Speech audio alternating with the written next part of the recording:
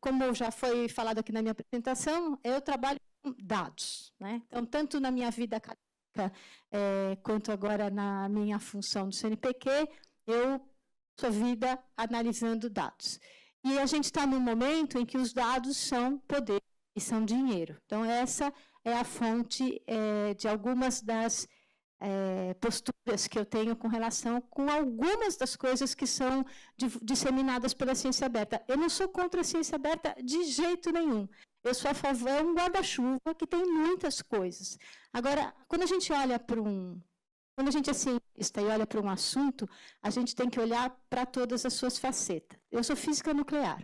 E quando a gente fala de física nuclear, e a gente olha para o céu à noite, tudo que a gente vê é resultado da física nuclear. Mas as pessoas só pensam em bomba e em reator. Ninguém discute o fato de que a maior quantidade de rejeitos nucleares no mundo sai dos hospitais, e não são das usinas. Então, assim, eu sou de uma área que... Está falhando, né? Eu sou de uma área que me obriga a olhar para um assunto de todas as formas, né? E quando eu me deparei com os dados que eu entendo que a gente tem que proteger dentro do CNPq, eu fui estudar esse assunto talvez de uma forma um pouquinho diferente do que a maioria das pessoas fazem. Uma das coisas que eu fiz desde que eu entrei lá foi trabalhar pela transparência de todos os dados que eu entendo que devam ser públicos. Então, se vocês entrarem na página do CNPq, vocês vão se deparar com essa imagem, onde aparecem 5 painéis públicos com as informações de tudo que o CNPq financiou desde 2005. E, inclusive, tem um ali que fala painéis de bolsas e projetos vigentes, que se tem alguém aqui que é bolsista do CNPq, vai se achar lá. Os outros dados estão anonimizados, mas a gente consegue acompanhar tudo, por faixa etária, por sexo, por raça e etnia, desde que as pessoas tenham declarado no Lattes, por área do conhecimento, por instituição, está tudo lá. Então, eu sou francamente favorável à transparência dos dados que foram financiados pela pesquisa. Certo? Nesse momento, para vocês terem uma ideia das visualizações médias desses painéis, o painel de fomento e o mapa de fomento tem aí de 2.000 a 3.500 visualizações e downloads mensais. Mas o painel Lattes tem, na média, 20.500. Teve um mês que chegou a ter 51.000. Então, de fato, esses painéis estão sendo muito visitados e esses dados todos podem ser baixados. E tem vários grupos de pesquisa no Brasil utilizando esses dados, né? Fora isso, eu também trabalhei para painéis restritos, lá internos, para os CAs, então essas coisas estão cada vez mais divulgadas. Aí, o texto que foi mencionado aí, né? Eu escrevi esse texto com o professor Galvão, Ciência Aberta, uma visão desapaixonada, porque quando eu me deparei com esse assunto, eu me deparei com uma visão muito apaixonada. As pessoas defendiam aquilo.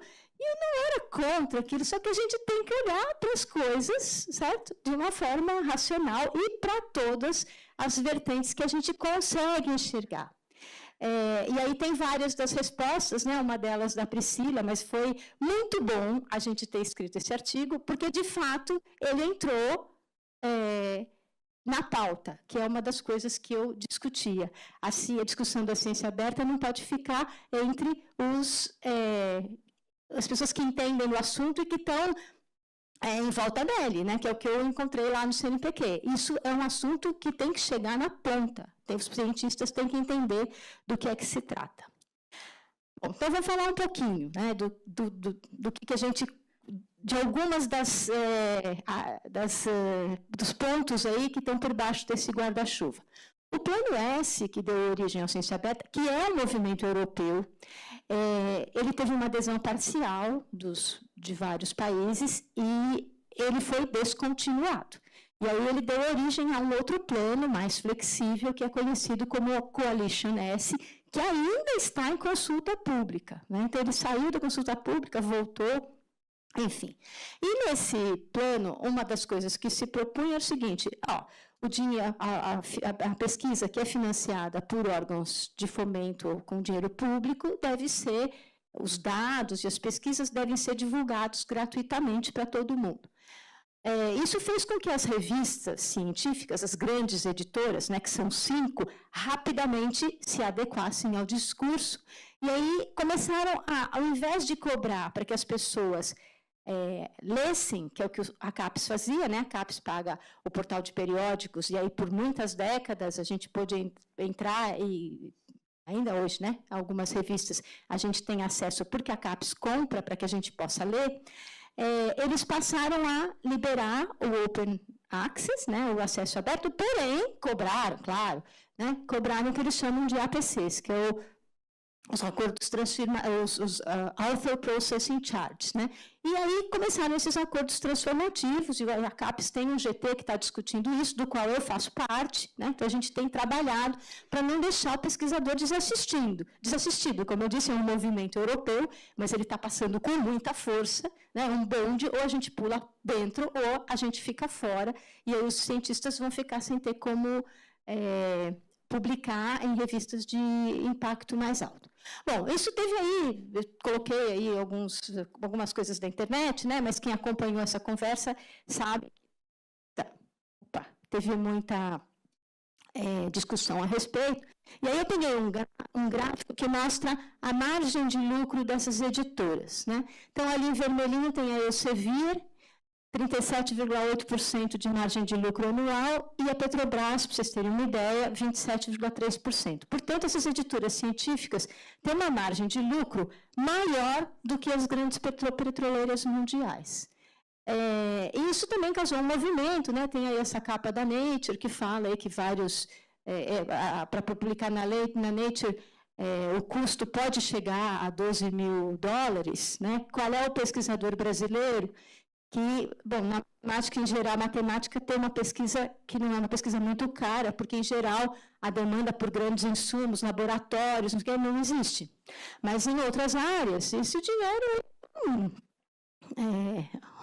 espectrômetro, né? Então, onde é que a gente vai colocar o dinheiro? Vão pagar para publicar na Nature? E aí, nesse gráfico também, eu queria mostrar para vocês aqui, ó, isso aqui é OpenAI, né? Que é o lucro da firma que desenvolveu o ChatGPT. É muito menor ainda do que da Elsevier. Então, a gente não está falando com grupo de firmas que têm pouco poder e pouco dinheiro. A gente está falando com grupos muito bem estruturados. E aí, o tal do Coalition S publicou o que é um preço justo para pagamento de APC. E aí, o preço justo para o Brasil, que está aqui, é igual da Coreia do Sul, é igual da Espanha, Portugal, Singapura. É isso que a gente pode pagar, e é com esse valor que a gente entra na mesa de negociação com a Weiler, com a Springer, é isso que eles acham que o país pode pagar. Como se a gente, de fato, tivesse um percentual do PIB voltado para financiar a ciência brasileira, igual, por exemplo, que a FAPESP tem, né? A gente não tem isso no Brasil. Esse dinheiro não existe. Então, a gente tem que olhar para isso também com esse olhar, né, econômico. E aí tem vários efeitos colaterais que aconteceram em função desse movimento. Eu vou citar alguns, né?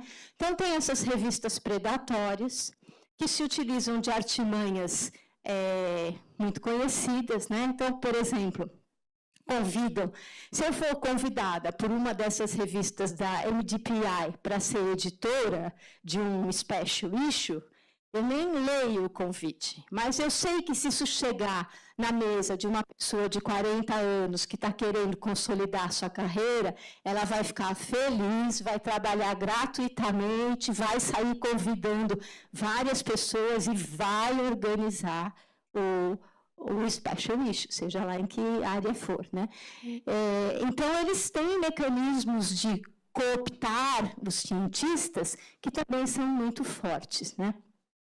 Então, o que tem acontecido? Uma profusão. Eu citei a MDPI, que a MDPI, inclusive, angariou algumas revistas que eram revistas renomadas, como a Symmetry. A Symmetry agora deixou de ser uma revista respeitada e passou a ser uma revista predatória.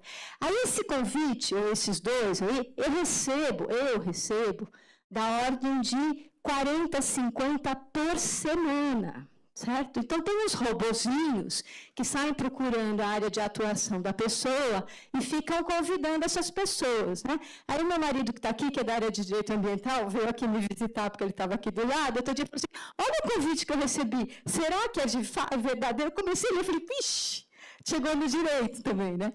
Chegou por tudo. E a gente tem que aprender a lidar com isso. Né?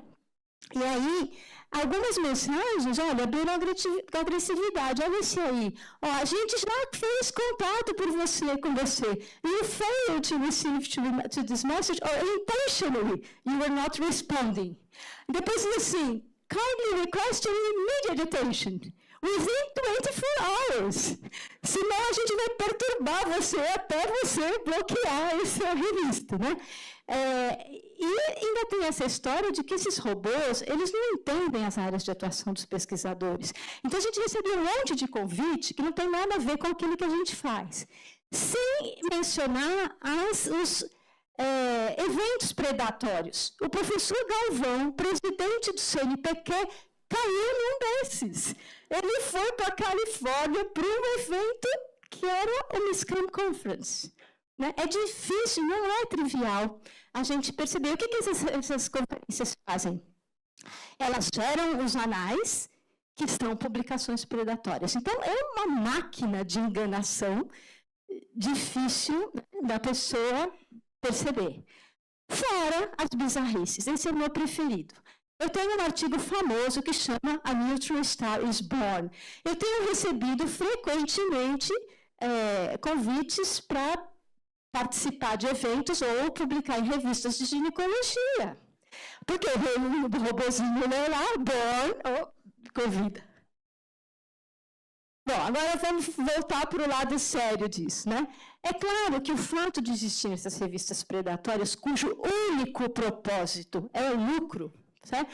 Faz com que as fraudes na academia sejam amplificadas. É mais fácil publicar uma coisa fraudulenta numa dessas revistas predatórias do que numa revista com um corpo editorial mais sério, né, ou mais capacitado. E a gente tem que tomar muito cuidado com fraudes. Isso aqui é um artigo que eu gosto de mostrar, que mostra quando que o Lancet retirou, né, retracted, um artigo que ligava autismo à vacina tríplice viral. Isso é muito perigoso, certo? Esse artigo demorou 12 anos para ser retracted. 12. Então, esse movimento anti-vax que a gente vê, e esse discurso que chegou nos pediatras, ele tinha uma razão. Né? O Wakefield, que é o cara que fez esse estudo, que depois foi comprovadamente mostrado que era fraudulento, ele teve o registro de médico cassado, blá, blá, blá. Ele tinha interesse numa patente de uma vacina concorrente.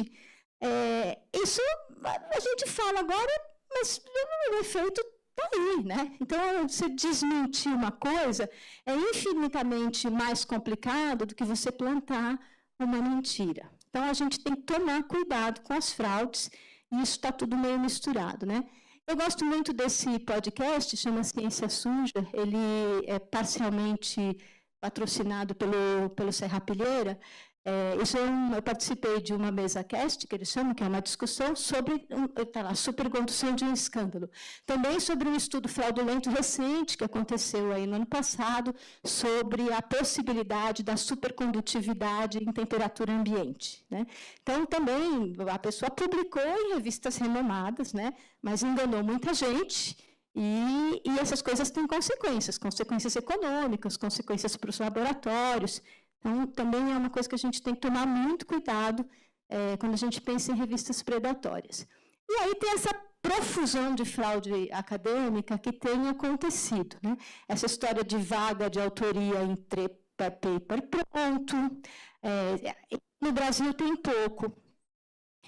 Está pronto o artigo, quer dar o teu nome aqui? Ele é Qualizar. Agora acabou o Qualis, né? Mudou um pouquinho a história. Aí tem aqui, ó, boa noite, tenho 5 vagas em um artigo já pronto que vai ser publicado na revista FT de alto impacto, Qualis B2. Esse aí já está fora de moda, né? Mas, enfim, essas coisas acontecem no mundo.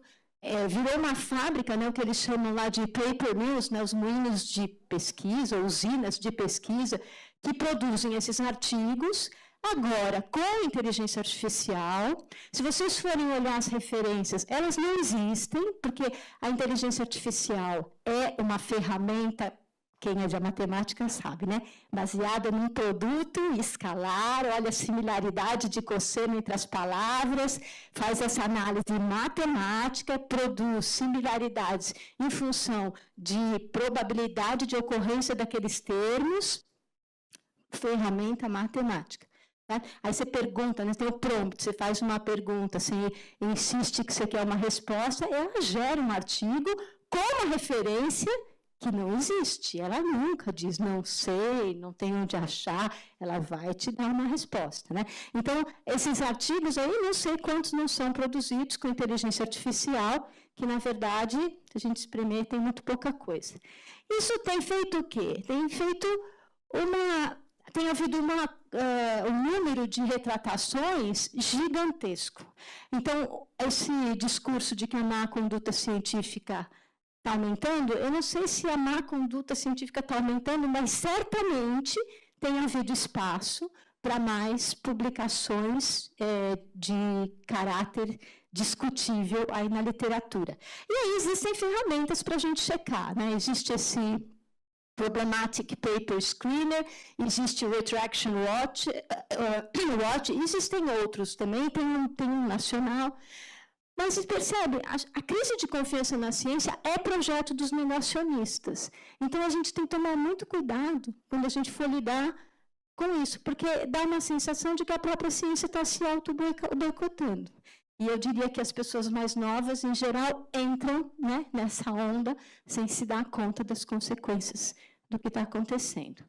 Agora, voltando à ciência aberta. Né? Então, eu peguei aqui um artigo que discute a área de biomédica e a veracidade e a reprodutibilidade de dados. Não tenho a menor dúvida de que isso é importante. Isso é indiscutível. Certo? Agora, o que é fundamental numa área, nem necessariamente deve acontecer nas outras. Eu trabalho com análise de dados de colisões de íons pesados e de observatórios, principalmente de ondas gravitacionais, o LIGO e o Virgo. Eu não tenho acesso aos dados. Os dados do CERN têm um embargo de 10 anos. Os dados do LIGO, a gente só pode dizer o que a gente analisou com autorização. Em geral, é só o spokesperson da colaboração que pode falar depois que aquilo passou por um crivo. Por quê? Porque esses dados eles vão continuar sendo usados por um tempo. Então, enquanto eles vão ser usados por aquelas pessoas que que os produziram, as outras não têm acesso. Então, esse tipo de conversa, ela tem que chegar nos cientistas. Né? E eu vejo que isso é pouco discutido. Bom, alternativas lá para a história da publicação. Né? Aqui no Brasil, a gente tem a Cielo. A Cielo tem sido financiada com apoio da FAPESP, da ordem de 5 milhões por ano, 5 milhões da CAPES, 500 mil do CNPq. É pouquinho, mas é proporcional ao nosso orçamento, mas já dá um lugar na mesa, né, para discutir o que acontece. Ela é restrita a algumas áreas, mas poderia melhorar. As várias sociedades científicas brasileiras produzem artigos periódicos e poderiam se unir a esse esforço nacional para a gente ter aí uma base de publicações confiável e a um custo que caiba no bolso dos pesquisadores brasileiros. E aí tem esses grandes repositórios de arquivos. Né? Aqui o pessoal da matemática deve ser igual da física, por exemplo, todos os meus artigos vão lá para o Archive. Eu acho que é um jeito bom, não está ainda publicado. Eu ainda tenho o hábito de colocar no Archive antes de mandar para publicação, porque às vezes ainda vem retornos bons, né? E alguma coisa que a gente não viu, que ainda dá para mexer no artigo antes de submeter. A França obriga todo mundo a colocar lá na plataforma HAL. Então, existem outros mecanismos da gente divulgar a nossa pesquisa. Claro, não é uma revista renomada, não passou por avaliação de pares, mas é um caminho que pode ser seguido também, né, em paralelo a procurar uma revista. E agora, para finalizar, eu achei esse artigo, eu adorei esse artigo, porque ele colocou isso, fez uma analogia com o sistema feudal, e era muito do que eu tinha na cabeça. Então, eu vou usar aqui essas pessoas, Sabine, Pompeia e Luiz Marx, não é a Sabine aqui, não é outra, né? Outro aluno, pois é. Eu gostei muito aí desse artigo, e aí eu vou fazer um resumo, mas eu sugiro que vocês leiam. Então, o que eles dizem lá é que os suzeranos são as big techs. Os vassalos, isso é uma ciência, né? Analogia com a ciência. Os vassalos são as grandes editoras. Então, Elsevier, Springer Nature, Wiley, Taylor & Francis e a Sage. Além da publicação, eles fazem coleta, análise e arquivamento dos dados da pesquisa, eles têm os buscadores, eles fazem avaliação do mérito científico das próprias revistas e dos cientistas que nelas publicam. E os servos da gleba somos nós, né? Os cientistas e os órgãos de fomento que os financiam.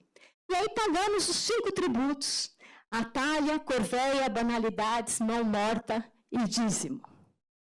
Então tem lá, atalha. Atalha era uma porcentagem da colheita. Atalha, segundo esses autores, são as APCs. Só que pior, né? Porque a APC entrega toda a colheita. Então, quando a gente usa esse CCBY, que é o que a CAPES advoga, na hora que faz esses acordos transformativos, os autores mantêm os direitos autorais, mas prestem atenção. Outras pessoas podem distribuir, adaptar, remixar, inclusive com fins comerciais. Isso é, quando a gente dá lá o direito a publicarem no acesso aberto com o CCBY, ele pode pegar um pedaço do meu artigo, um pedaço do artigo dele, juntar tudo e vender. É isso que a gente está fazendo. Depois tem a corveia, que é o tributo na forma de trabalho, que são as revisões por pares. Quem é que não fica feliz quando é convidado para dar um parecer para uma revista renomada? A pessoa fica super feliz, faz aquilo, trabalha, lê um monte de artigo, não cobra nada. Quer dizer, não cobra, nem existe essa discussão de que vai ser financiado. O que acontece é que algumas depois dão acesso gratuito por um tempo limitado para suas revistas pagas, para a pessoa que trabalhou para eles. Cortesia, é isso mesmo. Depois tem as banalidades, né? Então, que eram os tributos para usar as ferramentas e a infraestrutura. Então, nesse caso, é o pagamento para usar os serviços digitais plataformizados que a CAPES, CNPq usa o tempo todo, né? Então, Scopus, Mendeley, HighScore, Clarivate e por diante. Depois tem a mão morta. Mão morta era quando o descendente pagava um tributo para assumir a função do falecido, né? Que em geral era o pai. Aqui é o ORCID, ou ORC-ID, cada um chama esse negócio de um jeito. Eu não sei se vocês sabem, mas dá para forjar um currículo no ORCID de cabo a rabo, assim, currículo de prêmio Nobel. Porque ele não faz uma coisa que o CNPq faz, ele não confere os dados. No Lattes, a hora que você entra com o seu CPF, bate com a Receita Federal. Você entra com o DOI de artigo, bate no Crossref. É tudo checado. A única coisa que a pessoa pode mentir é nos outros.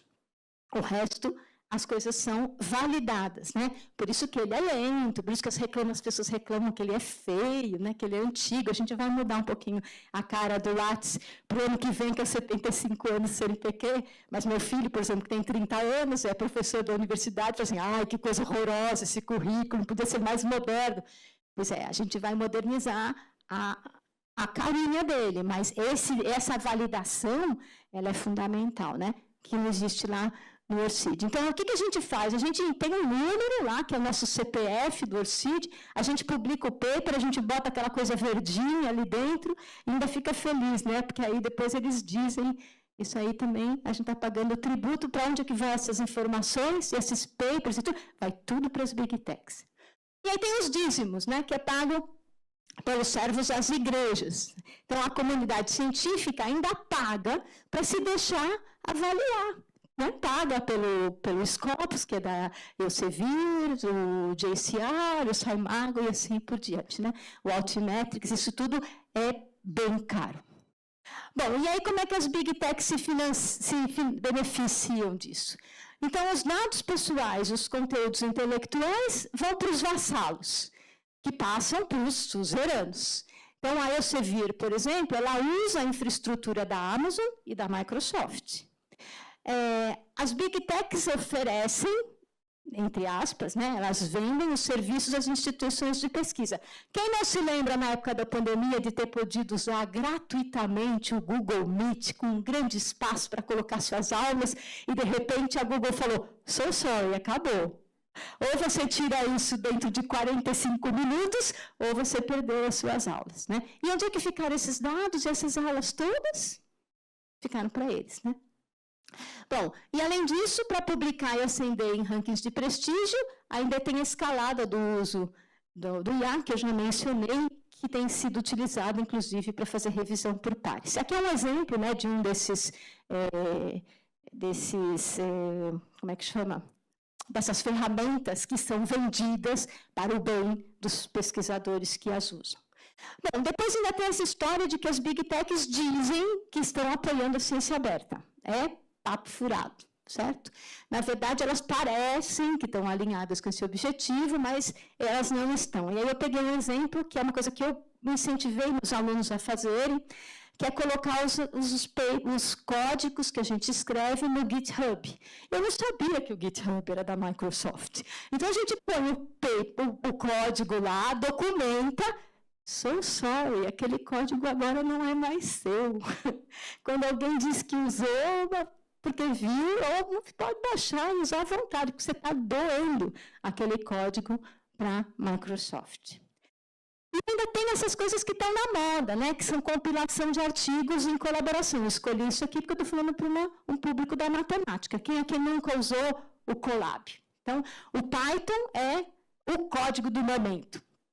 Então, a inteligência artificial usa Python, eu não entendo como, porque o Python, energeticamente falando, é muito ruim, o computador quase sai voando, mas ele é fácil. Então, todo mundo usa Python e aí eles compilam no Google Colab. Google Colab. Você bota lá o teu código para compilar e ele não é mais seu. Você ainda não escreveu o paper, você ainda não tem os dados e o código já não é mais seu. O código foi doado via Google Colab. E tem o Replit, para quem não quer Python, que compila tudo, compila até o que eu gosto, que é o Fortran, né, que é da geração lá bem passada. Eu uso o Fortran, o Replit compila o Fortran de forma colaborativa. E aí, só para finalizar, que acho que já estou estourando meu tempo, eu queria sugerir um artigo aí, que foi a capa da minha primeira transparência, que é do Ulisses Merrias, que ele discute data colonialismo, né, colonialismo de dados, e diz que, na verdade, nós éramos cidadãos consumistas e agora nos tornamos súditos, né, cidadãos súditos das Big Techs. E a gente dá os nossos dados o tempo todo, seja quem usa esse reloginho aí para medir dados, seja a hora que você vai na farmácia, a farmácia fala assim, me dá o seu CPF que eu vou te dar um desconto, que é mentira, já foram penalizados, continuam fazendo, porque as pessoas os recepcionistas continuam com essa prática, né? Tem gente que até vende a íris, né?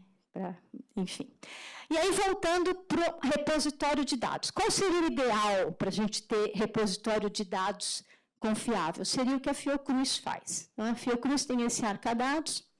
Quem me deu essa imagem foi a Vanessa Jorge, que trabalha lá, que ajudou a montar isso. Então, eles têm uma série, tem 3 advogados, tem várias pessoas que trabalham com tecnologia da informação, tem o pessoal da TI, eles têm uma curadoria para dizer que dados entram no repositório, eles auxiliam o pesquisador para dizer, esse dado aqui é passível de ser patenteável, não põe, espera, embarga, dá só para a equipe. Então, tem todo um suporte de apoio para os pesquisadores saberem se está no momento do dado ser disponibilizado ou não.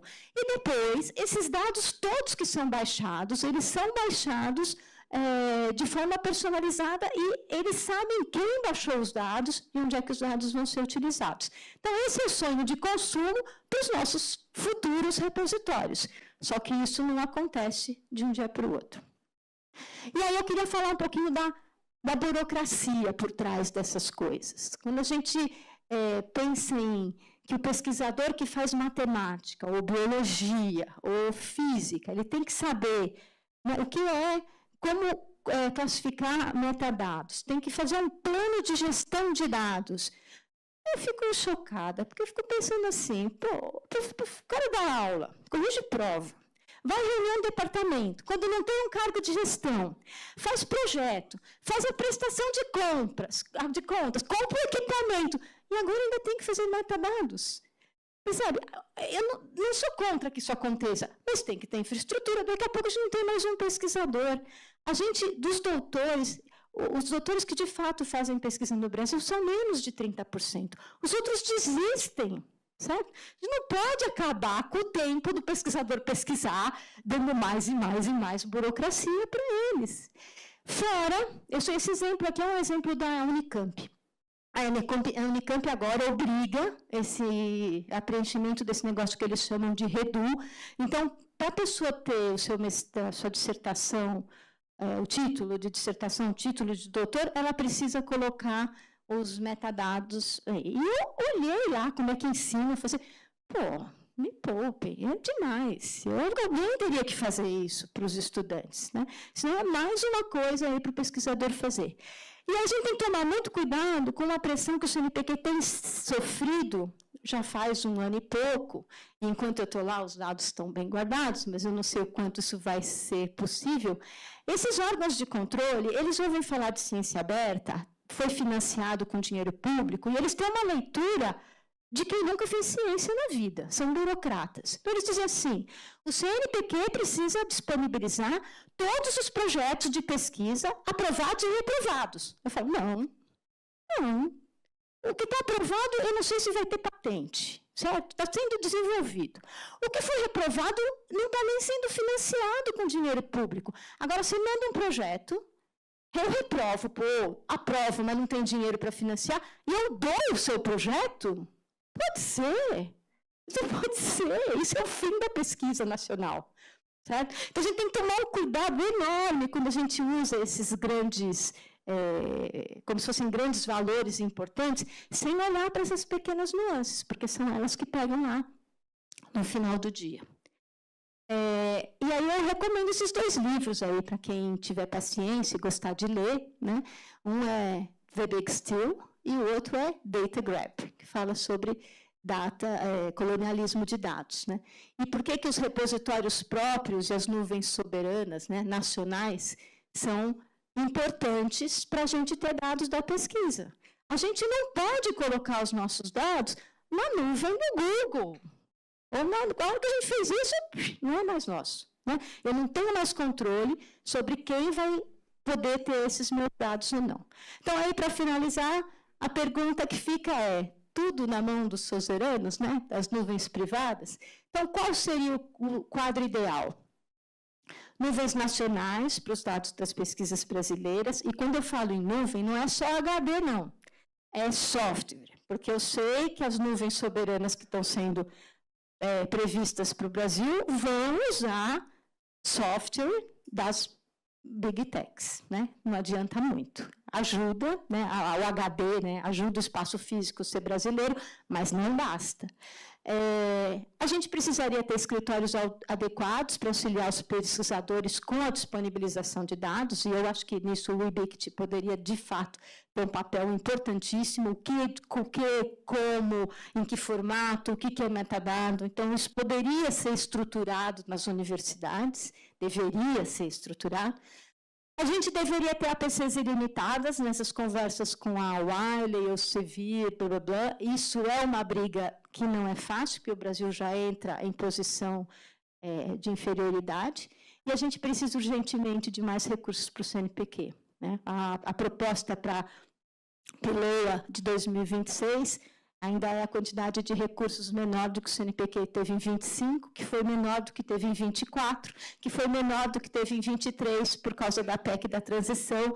E assim, se as sociedades científicas não se debelarem, né, a gente não consegue aumentar. Enquanto esse dinheiro continuar indo para a emenda parlamentar, a gente não consegue mais dinheiro para a ciência para estruturar esse tipo de coisa, por exemplo. É isso, pessoal. Obrigada. Boa tarde a todas as pessoas. Bom, eu vou tentar seguir o ritmo da professora Débora, que não deixou ninguém dormir com tanta informação bacana.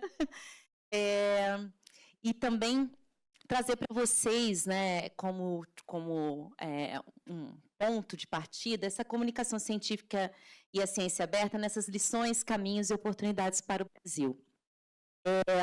Antes disso, né, eu, como foi dito, me chamo Priscila Sena, sou pesquisadora do Instituto Brasileiro de Informação em Ciência e Tecnologia, já tenho aí uma longa jornada com o IBICT, e atuando com a ciência aberta diretamente, né? E algo que eu queria trazer antes de iniciar, de fato, o diálogo, é que eu acho muito valoroso as concordâncias e discordâncias, né? Então, quando a proposta da mesa foi feita, foi por conta de uma carta e a nossa resposta.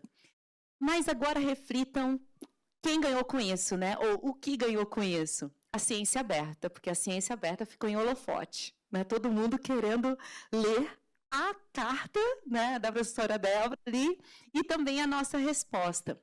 E eu acho que o movimento do progresso científico vem desse diálogo, porque nem todo mundo tem que concordar e ter os mesmos posicionamentos. Mas a gente tem que aprender a justificar, mostrar o porquê concorda, o porquê discorda, para que assim a gente avance. E, de fato, a gente construa uma ciência aberta que chegue a todas as pessoas.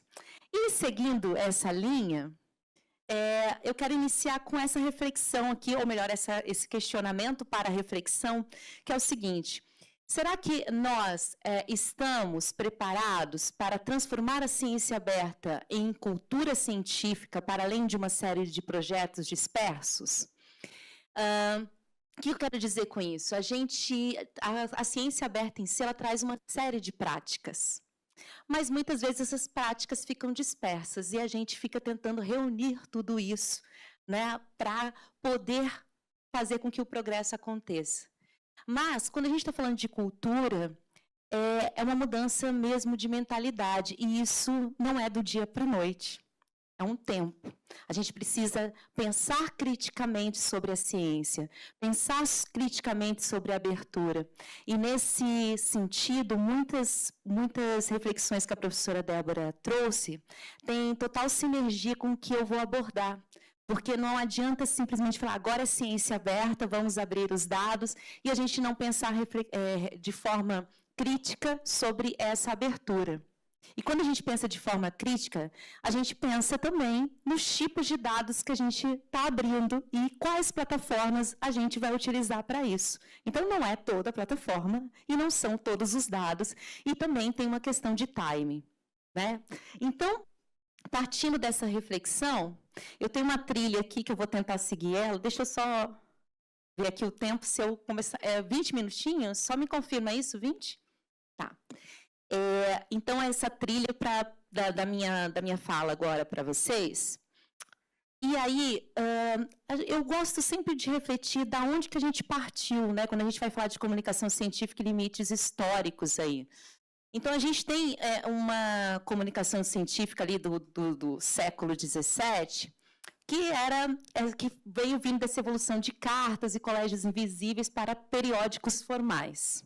E aí, aqui, a gente tem o periódico científico como esse artefato, ou seja, essa fonte de informação para disseminação, arquivo, né, a certificação do conhecimento. Aí, lá no século XX, a gente já começa a ter, né, vamos dizer, esse boom, esse olhar, né, das editoras comerciais, vendo que tinha um caminho ali muito interessante, um modelo de negócios que daria para ser construído no sentido de faturamento, então estabelecendo aí modelos lucrativos no mundo todo, né? Qual que foi a consequência disso? o que foi já frisado na fala anterior, barreiras de acesso, né? E aí, um ponto bem interessante, a perda do caráter de bem comum do conhecimento.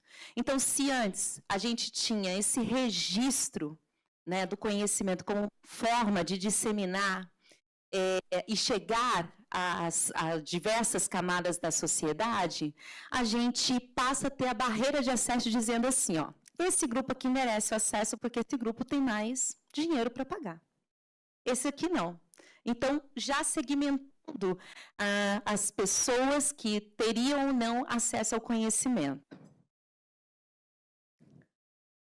Pois bem, e na América Latina, tem algumas alternativas solidárias que já foram citadas, né, o Cielo está entre elas, mas que passa também a ter pressão dessas métricas que também foram citadas de uma forma, dessas métricas padronizadas. Então, a gente tem uma desigualdade de recursos que vai limitando a participação equitativa dos países que são tidos como periféricos, né, ou países que são tidos em desenvolvimento. Sabendo que são conhecidos como, mas em muitos casos sendo países que são pioneiros e até mesmo com exemplos que são tidos como exemplos de sucesso no mundo todo. Então, a gente tem uma crise dos periódicos lá em 1990, e aqui a gente tem um aumento insustentável dos preços, levando as bibliotecas a cortes drásticos.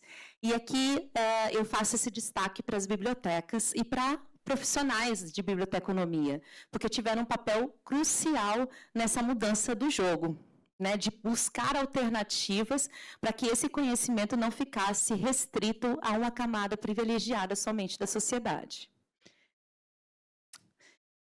Bom, essa mercantilização aí das métricas, né, ela acaba ameaçando o modelo diamante, né? Então, a gente tem indicadores se tornando moeda de troca, como foi dito, atribuindo esses custos de APC até mesmo às revistas diamantes, que você não paga nem para publicar e tampouco para acessar. Mas a gente tendo essa cilada, vamos dizer assim, né? E, de repente, estando seduzidos e imersos nesse, vamos dizer, sistema. Então, qual que é o risco disso? Né? A redução da qualidade científica ao custo monetário e enfraquecendo as revistas aí que são solidárias e inclusivas. Então, a gente acaba tendo um conjunto de revistas que muitas vezes têm uma qualidade boa, elevada, mas que muitas vezes não tem recursos. E aqui, gente, eu digo para vocês que eu falo que eu sou representante de vários grupos da sociedade, né? Primeiro, eu sou bibliotecária.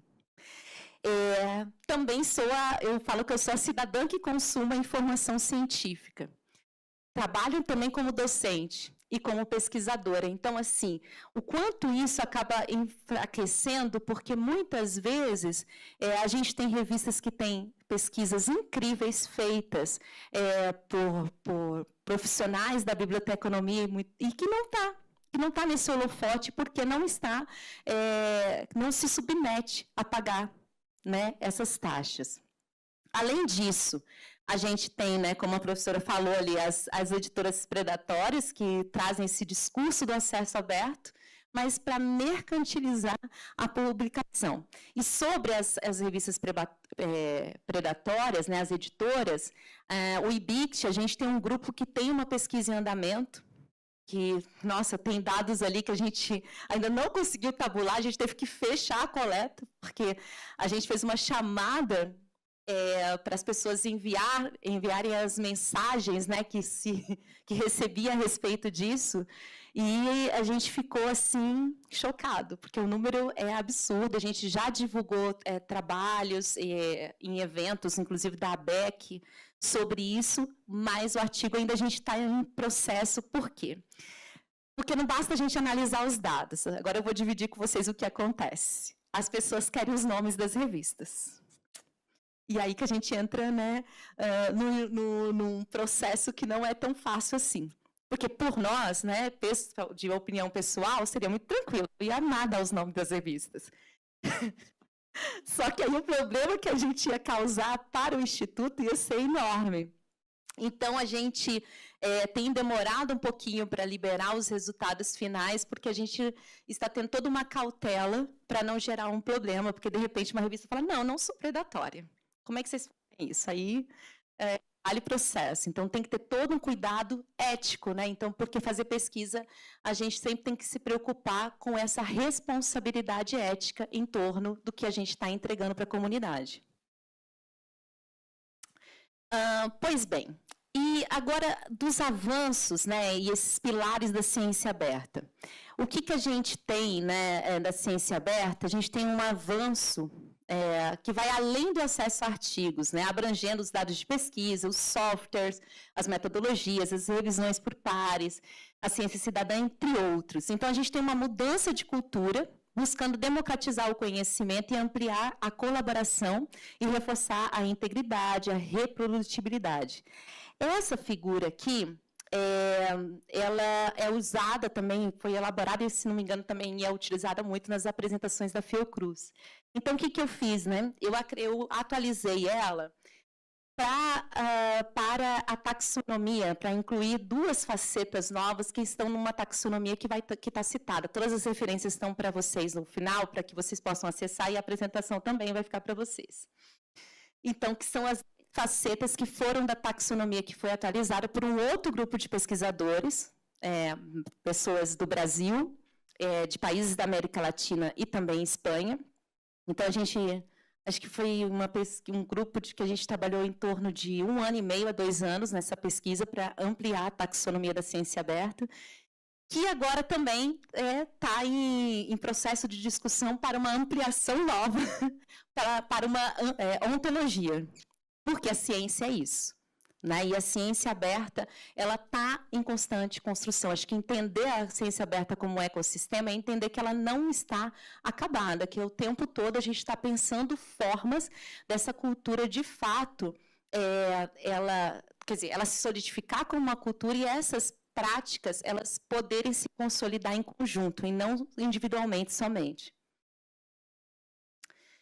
Bom, já foi tratado aqui desses princípios estruturantes, né? A questão dos dados eles serem localizáveis, acessíveis, reutilizáveis. A gente pensar nessa questão do bem coletivo, da transparência, da diversidade, da equidade. E, assim, lembrem da pergunta lá no início, tá? Porque o que eu estou trazendo para vocês são definições, são conceitos, mas é importante a gente não perder aquela pergunta lá do início, né? A gente tem práticas dispersas, mas como que a gente transforma isso numa cultura, né? Será que a gente tem uma resposta? Sobre a taxonomia, essa daqui, eu não sei se alguém já tinha visualizado. Quem tinha conhecimento já da taxonomia, levanta a mão. Ai, que bom. Eu gosto quando a gente está numa sala que nem todo mundo conhece, porque assim já tem um material novo para acessar. Também vai estar clicável essa figura e está nas referências também, tá? Então, no artigo tem todo o procedimento metodológico de desenvolvimento, que a gente teve esse cuidado para fazer essa ampliação, ter um rigor. Então, eu recomendo que vocês acessem e também acompanhem, porque provavelmente no próximo ano a ontologia vai estar aí no andamento quase seguindo para publicação também. Bom, então a gente chega nessa parte que é a dimensão ética e cultural, porque a ciência aberta ela exige esse compromisso, né, esse equilíbrio entre transparência e responsabilidade, principalmente em dados sensíveis. Então, assim, não é porque a ciência aberta, não é porque a gente valoriza o processo, ou a gente valoriza os dados, que a gente não tem uma ética nisso. Opa, está falhando, né?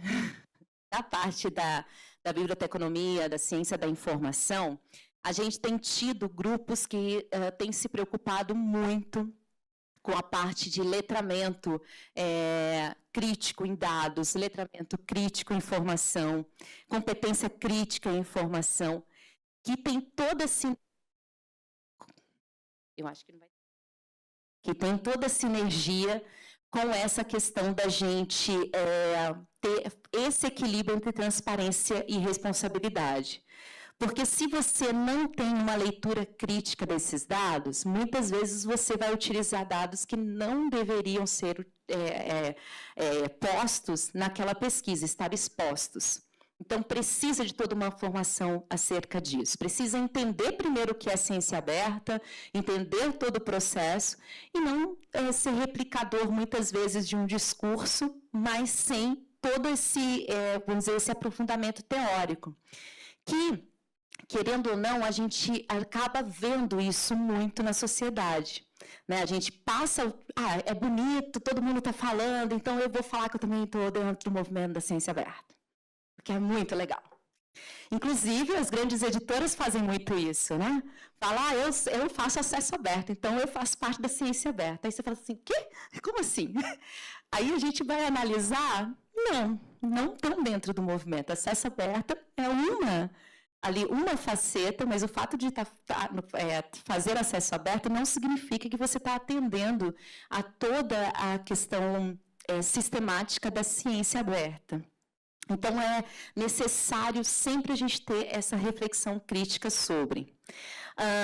No sentido também de colocar pessoas e comunidades no centro da governança da informação, respeitando a diversidade cultural e os saberes tradicionais. E aí é onde eu estava escutando de manhã, né, as falas, e eu falei, nossa, teve total sinergia com o que vocês estavam trazendo, porque o que acontece?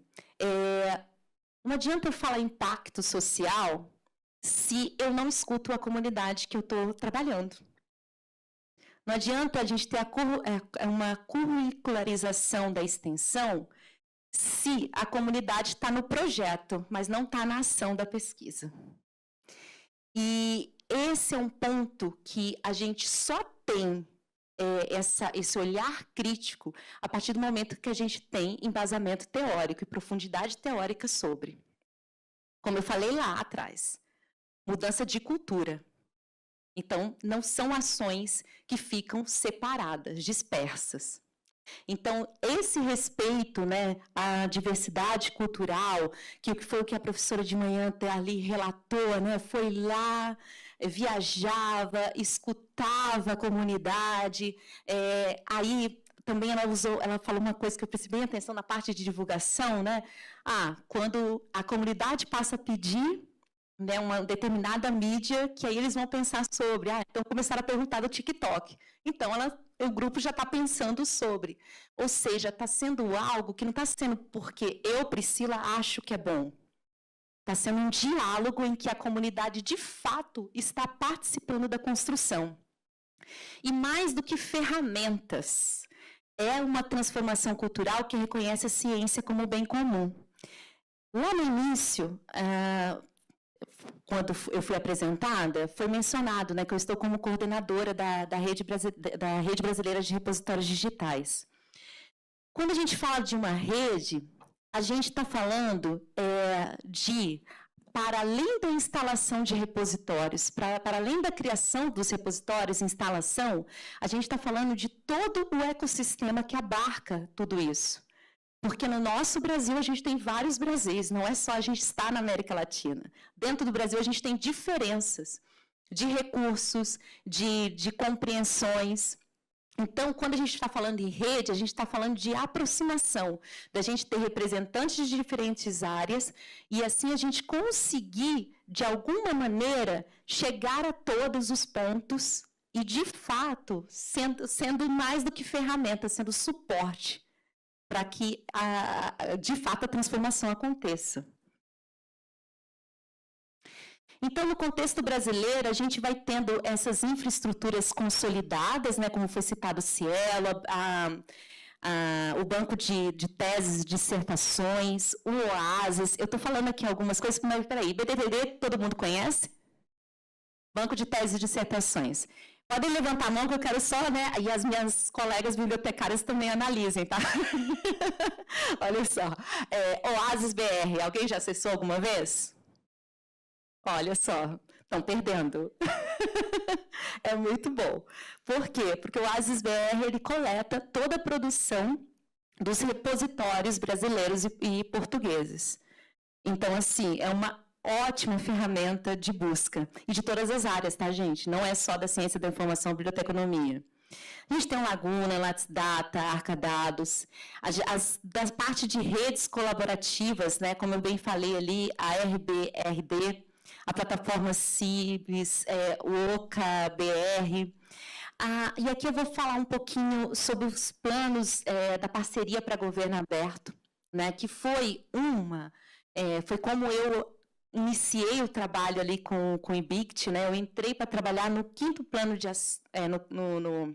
quinto plano de ação, no compromisso 8, que se tratava da proposta de um modelo de avaliação alternativo. Então, a gente tem resultados disso. Para vocês terem acesso, é só buscar. Se vocês quiserem já testar agora, vai ali, dá uma busca governo aberto, e vocês vão encontrar todos os planos. E a gente tem a ciência aberta presente desde lá do quarto plano, em que a Embrapa encabeçou um compromisso, se não me engano, o compromisso 3. Daí o IBICT teve com o quinto plano, e agora o MCTI está com o sexto plano com um compromisso também. Tá? Então, a ciência aberta aí na agenda, né? De reflexões, de projetos, buscando até mesmo a gente consolidar uma política. Da parte de formação e capacitação, bom, a Fiocruz tem vários cursos, capacitações, que sempre tem assim, um número enorme de participantes. Então, assim, na parte de repositórios, na parte de ciência aberta, a UFG está com projetos incríveis também. E sobre a UFG, na semana que vem, vai estar ocorrendo lá na Universidade Federal de Goiás, né, a conferência lusófila de ciência aberta, que se chama Confoa. Então, assim, eu sei que está em cima, né, para quem não se inscreveu, mas quem sabe, porque é uma conferência que já é consolidada, se não me engano, ela está na 16ª ou 17ª edição. Então, vale a pena também, que é uma conferência específica da ciência aberta. E o IBICT, né, que também tem atuado nessa parte de formação e capacitação, com workshops, oficinas.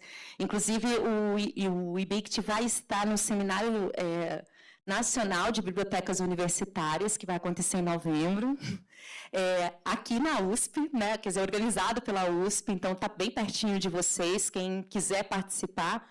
Mas é biblioteca universitária. Mas o nosso tema, esse ano, é ciência aberta. Então, vai estar, assim, o suprassumo de tudo que está acontecendo. Já estou quase. Bem, dos desafios e riscos, né, a gente tem aí a questão do financiamento, política nacional, né, que são os desafios que a gente tem, a questão da curadoria e a interoperabilidade dos dados, a resistência a novas métricas e as desigualdades regionais, esse risco da mercantilização, dados sensíveis e ética, inclusão social e epistêmica, caminhos e oportunidades que a gente pode vislumbrar, né? Bom, a gente, que eu falo, tem até um artigo que está no CI Express, que chama Os Evangelistas da Ciência Aberta, e que eu recomendo que vocês busquem para ler. Mas por que eu lembrei disso? Porque um dos nossos grandes sonhos é essa consolidação de uma política nacional de ciência aberta. E também a sustentabilidade dos repositórios, revistas diamantes, as métricas alternativas e justas, difusão científica como prática social, a ciência aberta como transformação cultural. E, né, já concluindo, de fato, considerações à ação, né? Então, a gente tem essa urgência dessa política que seja mais robusta em termos nacionais, entender que a ciência aberta ela é uma responsabilidade compartilhada. Então, assim, em conjunto, não é só das agências de fomento, só das universidades, ou só das bibliotecas, dos pesquisadores, é todo mundo junto com a sociedade civil. Né? Então, uma responsabilidade compartilhada. E, no quesito da dimensão ética, que a ciência aberta ser entendida como esse bem comum, né? Valorizando o conhecimento científico. Então, diante de tudo isso, o que nós, né, desejamos é que a gente possa avançar coletivamente para consolidar a ciência aberta como prática, como cultura e como compromisso social no Brasil. Dito isso, eu falei para vocês que tem as referências e os agradecimentos, porque hoje eu falo aqui em meu nome, mas também em nome do Washington II, né, Carvalho II, e eu espero que eu possa ter deixado aí uma mensagem de reflexão e também provocação para vocês. Obrigada. A questão que me vem diante do que vocês colocaram é como o Brasil pode fazer frente a não ser escravo das Big Techs. Nada contra as Big Techs em si, mas recentemente eu vi um artigo jornalístico em que colocava que a resposta da China às Big Techs foi criar um sistema operacional próprio e, diante da política comercial, também não estou discutindo os méritos aqui, dos Estados Unidos de proibir que a China comprasse GPUs da NVIDIA, eles lançaram o SEEK lá, esqueci o nome, MindSeek, DeepSeek, né? E como que o Brasil fica diante disso? Porque a gente não tem esse poder financeiro que a China tem para poder, de repente, seguir. Aí me veio a história, se correr o bicho pega, se ficar o bicho come. Obrigado. Vou passar para mais umas aqui. Olá, Estela, sou bibliotecária aqui no IME. Débora está convidada para conhecer a biblioteca de novo. Não, porque ela teve uma reforma muito boa, viu? E minha pergunta, eu tenho duas perguntas, uma para a Débora, outra para a Priscila. Para a Débora, eu gostaria de saber se tem alguma previsão ou planejamento para abrir os dados do Lattes. E para a Priscila, eu gostaria de saber como está o projeto do BR-CRIS, porque eu lembro que teria uma integração com a Wikidata, e depois eu não vi como é que isso teve andamento e tal, se você pudesse falar um pouquinho. Obrigada. Essa rodada, depois passo as outras duas, tá? Eu vou começar por ela, que é mais fácil. A primeira coisa que as pessoas precisam saber é que o CNPq não é dono do Lattes. Cada pessoa é dono do seu currículo, certo? O CNPq é só um repositório. Então, a gente não pode dar dados de terceiros sem autorização dessas pessoas. Se vocês preencheram o Lattes recentemente, vocês vão ver que tem um cadeadinho verde, um cadeadinho vermelho em cada um dos campos. Por exemplo, se a gente olhar para o e-mail, 0,0001% das pessoas autorizam a divulgação do e-mail. O CNPq não vai dar. O que a gente tem fazendo para dar mais transparência? Né? Com relação às publicações, esses painéis que eu falei, a gente tem um painel em produção, deve ficar pronto ainda até o final do ano, com as principais publicações dos brasileiros. Então, quais são as publicações, em quais revistas? Então, a gente vai fazer um Power BI, da mesma forma que a gente fez dos dados, para que as pessoas tenham ideia de onde os brasileiros publicam, né? Era a Elsevier, era a Springer, são revistas da Cielo, onde, quantidade, por área de conhecimento, mas isso tudo é anonimizado. Então, existe um movimento internacional que tem um grupo no Brasil, eu até vou falar lá em outubro, acho que eles vão tirar meu pescoço, que chama Open Knowledge. Eles querem todos os dados do CNPq. Eles entram com pedidos com base na lei, identificando o CPF da pessoa, eles querem tudo, eles querem reproduzir o Lattes no quintal deles.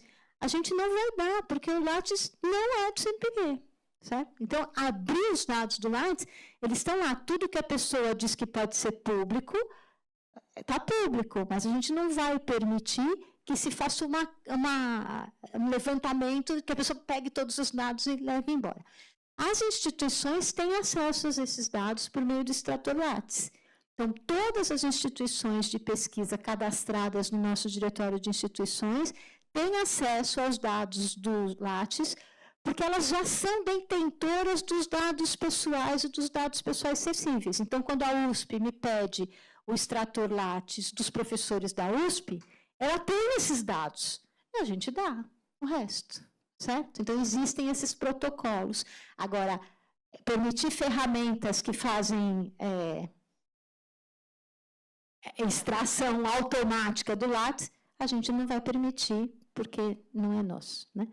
Então, vou aproveitar a resposta dele, é complicadíssima. Né? Isso é uma coisa, não sei. Acho que a gente pode avançar, usar, porque isso vai na direção do IA, né?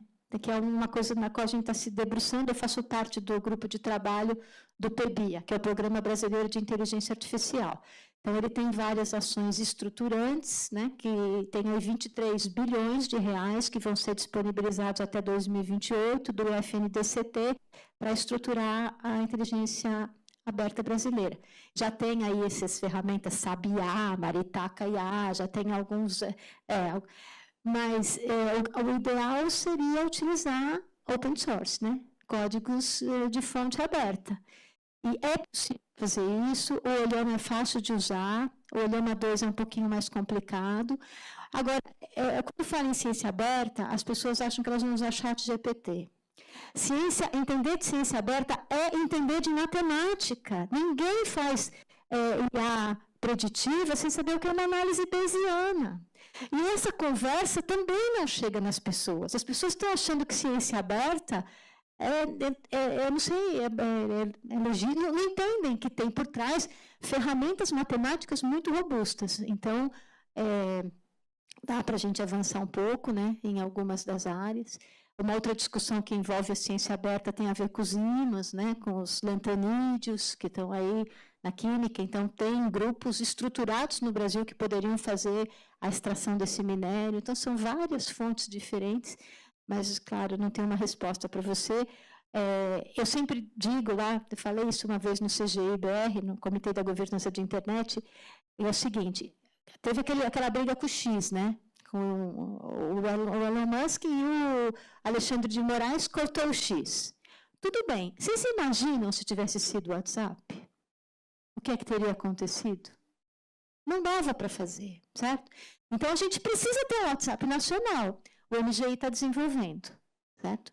Juraram que vai ficar pronto até o final do ano. E aí a gente tem mecanismos para fazer as pessoas usarem. Basta que os órgãos de governo todos façam comunicação pelo WhatsApp, que eu não sei como vai chamar, nacional.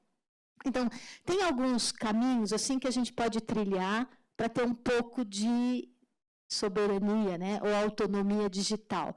Mas, de fato, eu acho que não é nada trivial. Bom, vou iniciar pela resposta da professora e complementar. Eu estou de acordo, acho que a gente tem profissionais com competência para criar sistemas alternativos. Mas, inclusive, tem um exemplo disso, né? Tem um identificador persistente que ele chama DARC, que o IBICT que elaborou ele junto com... agora fugiu o nome de uma rede latino-americana, eu vou lembrar. E o que acontece? O DARC, ele não suplanta os outros identificadores persistentes. Você pode continuar usando, mas ele é uma alternativa. Não é o DOI. Aldoi, perdão. Aldoi. Entende? Então, assim, é possível isso, né? Então, assim, eu acho que a gente tem competência, tem conhecimento, né, para criar esses sistemas. Eu acho que, assim, parar para pensar e refletir como a Débora trouxe, né? O quanto a gente está entregando o nosso conhecimento para fora e o quanto esse conhecimento é usado, muitas vezes, contra a gente mesmo, né? Então, criar alternativas é necessário. Sobre o BR-CRIS, eu sei que eles já avançaram bastante nessa questão das fontes de dados que são coletadas, inclusive eles usam Laguna, né, para isso. Mas o que eu vou te dizer, vão estar as pessoas que continuaram trabalhando na equipe, né, nessa parte, vamos dizer que mais dura, no SNBU agora. Então, eu vou te falar para conversar mais com eles, para ver o que avançou ou não. Mas assim, o sistema já avançou bastante, mas também em constante processo, né? Desenvolvimento. Porque são muitos dados e a gente tem muitos problemas com a questão de como as pessoas que são pesquisadoras preenchem as fontes, né? E as instituições também, ao ponto de uma pessoa chegar a ter 10 nomes que referem-se à mesma pessoa, e também termos o mesmo nome, só que pessoas diferentes. Então, tudo isso é um trabalho descomunal para fazer toda a limpeza. Então, eu sei que eles penam um pouquinho, mas estão no avanço. Tá? duas, então. Boa tarde. Primeiro, queria agradecer pelo compartilhamento aí das ideias. Foi muito bacana aqui escutar e dizer para a professora Débora que também é um prazer a gente ver a senhora em 3D, porque a gente participa de um grupo de trabalho e só vê a janelinha. Puxando um pouco a sardinha para o nosso lado, e eu falo nosso, porque aí está a Priscila e a Estela juntas, como bibliotecária, eu tenho um pouco assim de preocupação quando, no seu discurso, que a senhora fala assim, da solidão de fazer tudo sozinho, né, de todas essas demandas. E é nesse sentido, eu só gostaria de dizer que vocês não estão sós. Do mesmo jeito que a senhora falou que os prédios foram repaginados, os fazeres das bibliotecas também estão repaginados. E, então, queria dizer, né, principalmente a senhora no CNPq, que contem com as bibliotecas. E, mais do que isso, que ajudem a fortalecer, porque a gente está trabalhando nesse ecossistema, digamos assim, apaixonadamente, não tem jeito. Então, já quero deixar claro. Mas também a gente tem condições de apoiar nesse trabalho que a gente está vendo, que está sendo somado. Então, são novos papéis que desenvolvemos e queremos estar junto com a comunidade, né? Então, não foram só os edifícios que foram pintados, mobiliários, a Estela te convidou para ver, mas eu acho que tem uma coisa aí que a gente não consegue comunicar, e mesmo no grupo, né? A gente teve algumas discussões no grupo lá da CAPES, desse novo papel das bibliotecas, né, no Brasil inteiro, por isso do evento. Então, é mais essa consideração que eu queria te fazer.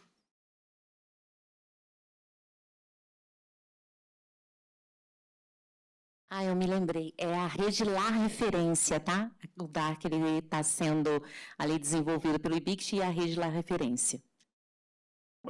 Voltando um pouco na questão dele, você mencionou bastante a sustentabilidade desses sistemas, né? Então, como é que fazer isso funcionar? Porque, assim, para ser sustentável, precisa ter uma receita, precisa ter custo, precisa ser lucrativo, as contas precisam fechar. E todas as propostas que eu vejo, falando sempre, o governo vai pagar e o governo vai operar. E a gente sabe que nenhum serviço desse público funciona em um lugar do mundo, muito menos no Brasil. A gente tem história do Brasil gigante para mostrar isso. Então, que movimentos vocês estão fazendo para apoiar empresas nacionais que estão desenvolvendo, fazendo isso? Vocês têm sistemas? Como é que vocês estão lidando com isso? Perfeito, concordo, engenheiro. Eu só queria fazer um comentário para ela. Eu concordo completamente com o que você falou, tanto que no final, na minha última slide, eu disse que a gente precisa ter isso estruturado nas universidades. Então, não sei se o jeito de estruturar é a partir das bibliotecas, talvez seja, mas a gente precisa ter o pessoal de TI ali, dando esse apoio. Eu já uma vez conversei com o Washington, eu fui para a reitora da UFSC, na época dos começos dos NITs, núcleos de transferência de tecnologia, né, NITs e DITs, eu ajudei a estruturar um deles. E o discurso também tem a ver com a pergunta dele, continua o mesmo, né? Eu fui para a reitora 2008 a 2012, saí de lá já faz 13 anos, e a gente ainda está nessa coisa, como é que vamos envolver as universidades, como é que vai fazer a inovação, como é que vamos melhorar as startups, blá, blá, blá. Mas esses núcleos, né, os NITs e os DITs, eles tiveram um papel importante na universidade, de alertar os pesquisadores quais os dados que seriam patenteáveis, o que é que poderia ser registrado. Uma vez eu falei para o Washington, eu acho que isso é um papel importantíssimo para o IBICT, deviam pleitear que as universidades tivessem núcleos que dessem apoio a repositórios de dados, porque isso não vai cair do céu. E o IBICT é o órgão capaz de fazer essas coisas. Então, eu concordo com o que você falou. O que eu digo que sozinho, é o pesquisador que ele se sente sozinho, porque sem a existência dessa estrutura clara para ele, fica na mão dele fazer. E aí, o que ele faz? Eu vi alguns PGDs da FAPESP. Tem escrito assim, eu não sei o que fazer com os meus dados. Eu não sei... e vale, porque vale qualquer coisa que você escrever, certo? Então, eu acho que, de fato, essa discussão da gente levar a ciência aberta como uma discussão séria, o que é, o que não é, quem pode ajudar, ela é fundamental. O que a gente tem feito, né? Esse plano brasileiro de inteligência artificial, ele tem uma parte dos recursos voltados para financiamento privado, para atrair financiamento privado. eu não sei tudo, porque tem vários ministérios envolvidos, né? O MIDICT, o Ministério, tem até o Ministério das Relações Exteriores, que já desenvolveu um guia de inteligência aberta para o serviço público, com apoio da INAP e também de outras instituições, de coisas particulares, não sei te dizer quem. Mas, do ponto de CNPq, a gente tem duas linhas bem definidas. Uma chama RHAE, R-H-A-E, que é Recursos Humanos para Áreas Estratégicas, e as outras duas chamam MAIDAI. MAI é mestrado, o A não lembro, na indústria, e o DAI é doutorado, o A que eu não lembro, na indústria. Né? Então, são iniciativas com editais chamados para que essas coisas sejam desenvolvidas diretamente na indústria. Junto do MCTI, existe um órgão, um grupo, que é conhecido como CAT, do qual também faço parte, que tem a ver, tudo que tem a ver com dado, eu estou enfiada aí até o pescoço. O CAT, ele olha para os recursos do FNDCT que tem a ver com TI. Então, o CAT, dentro do CAT, é um grupo multissetorial, então tem empresários, tem pessoal da Abrascom, tem da PID Brasil. O que eles estão agora tentando fazer, com a parceria do CNPq, é divulgar junto às empresas, em geral, nesse caso de tecnologia da informação, como atrair estudantes de mestrado e doutorado, prioritariamente de áreas de engenharia, matemática, afins, né, para as indústrias, para que elas desenvolvam, de fato, ferramentas que possam vir a ser utilizadas pela sociedade brasileira. De fato, eu falei do WhatsApp, aí, como está sendo desenvolvido pelo MGI, mas é isso, não dá para o governo desenvolver tudo. Então, ou essas parcerias vão acontecer e o setor privado vai se envolver nisso e vai ter lucro, e tudo bem, ou a gente vai continuar na mão de quem tem lucro lá fora, né? Mas que não é nada trivial, não é, porque, como eu estou te dizendo, esses DITs e NITs tem pelo menos 15 anos, e a gente vê muito pouco doutor empregado nas indústrias brasileiras. Apesar de ter sido feito um esforço lá atrás, depois esse esforço morreu, depois ele foi retomado, mas a gente ainda não vê essa coisa acontecer. E ela precisa acontecer, porque o Brasil forma 20 mil doutores por ano. E se a gente fizer uma continha de envelope, a gente tem da ordem de 35 mil doutores empregados. Se eles levam 35 anos para se aposentarem, a gente tem uma reposição de 10 mil doutores por ano. Portanto, a gente está formando 10 mil doutores possivelmente desempregados no futuro próximo. Então, eles têm que ir para algum lugar. E a gente ainda forma pouco doutor. Se você olhar, comparar com a Coreia, com a Europa, a gente ainda forma muito pouco doutor. Então, de fato, essa empregabilidade dos doutores tem que acontecer em outras estruturas privadas. Só para complementar, quando eu falo, né, dessa questão da gente conhecer a fundo a ciência aberta, uma das facetas da ciência aberta que é pouco desenvolvida ainda é a parte de inovação aberta, que acaba sendo um mecanismo que a gente pode utilizar exatamente para tecer essas parcerias, esses acordos de cooperação, chamando para junto, inclusive, o setor privado. Então, assim, lógico, tudo isso, como foi dito, tem que ser construído com muito cuidado, mas é possível, entendendo esses atores que também fazem parte, né? E como a gente pode fazer com que a inovação aberta se concretize? A gente tem as bibliotecas que a gente pode fazer isso acontecer, sendo um ator aí que pode interagir com o setor privado, né? Desde a construção, desde pensar na sustentabilidade dos repositórios, entre outras coisas. Então, a gente tem na própria ciência aberta, quando a gente vai esmiuçá-la, a gente já tem as ferramentas que respondem muitas perguntas, mas muitas vezes ainda está um pouco desenvolvida, porque o que acontece? A gente tem facetas mais desenvolvidas, pilares mais desenvolvidos.